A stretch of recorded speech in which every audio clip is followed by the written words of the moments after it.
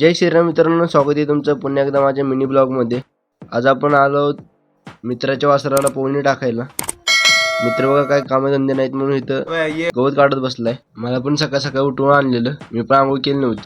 मग मित्राच्या घरात हे हत्यार भेटलं मला पाखरू हाकलायचं. म्हणलं आता बघू कसं पाखरू हाकलतात. मग मी पण ट्राय केलं, पण माझ्याकडनं काही एक पाखरू उडाले नाहीत. मग नंतर आमचे शिवम शेट आले, म्हणले बघ माझा नेम. त्यांनी नेम धरला, त्यांचा काही नेम बसलाच नाही. म्हणलं राहू दे, आपण चल पोहणी टाकायला जायचं आपल्याला. मग आम्ही निघालो पोहणी टाकायला. ह्या तिघांनी एकसारखं शर्ट घातलेलं. म्हणलं तुम्ही हो पुढं, आम्ही येतो मागणं. माझ्या हातात कासरा दिला त्याला. म्हणलं चला. आम्ही उडकत होतो वासराला चांगली जागा आहे की कुठं पोहणी टाकायला. मग थोडं पुढे गेले की आम्हाला चांगली जागा भेटली. म्हणलं बरं झालं, आता इथंच पोहणी टाकायची. कॅनल होता, कॅनल मध्ये टाकायची होती त्याला पोहणी.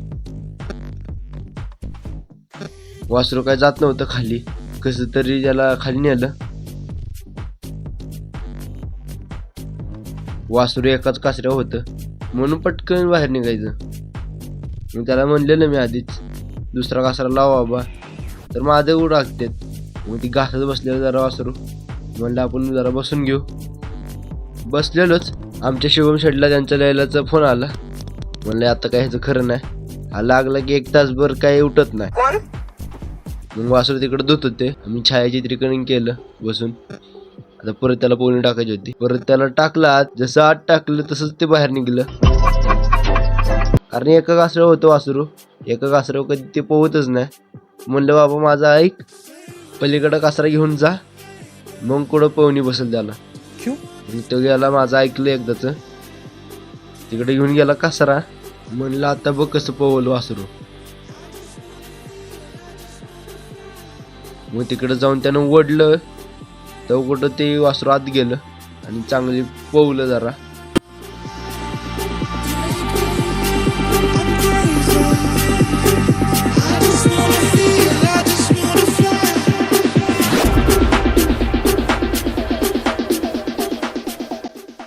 म्हणलं आता काढा बाहेर, पाच झालं.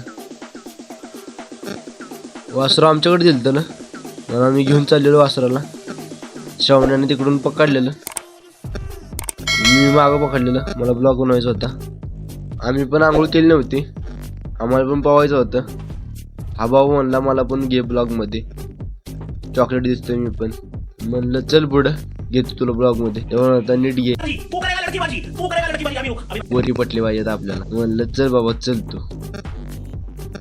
हे आमचे गाडा मालक पप्पू शेट.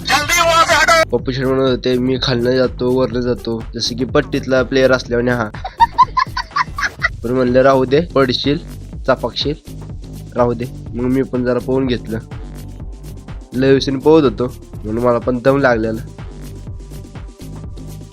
पप्पी म्हणत होता बुडवू का तुला, बुडवू का. म्हणलं नको शिकव. पहिले काय बोला चल. म्हणलं मेलं बिलं तर तुझ्यावर केस टाकेल. शांत बस. वासराला बांधलं. भेटूया नेक्स्ट व्हिडिओ मध्ये. चलो.